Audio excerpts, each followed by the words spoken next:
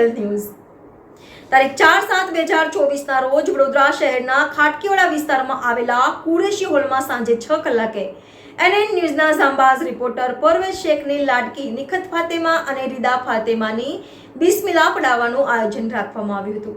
Reporter Parvez Shaikh, NN news, Vadodara. દર્શક મિત્રો, તમારી આસપાસ બની રહેલી અવનવી ઘટનાઓ વિશે જાણવા માટે NN ન્યૂઝને લાઈક કરો, શેર કરો, સબસ્ક્રાઇબ કરો અને બેલ આઇકન પ્રેસ કરો જેથી આપને નોટિફિકેશન્સ મળતી રહે.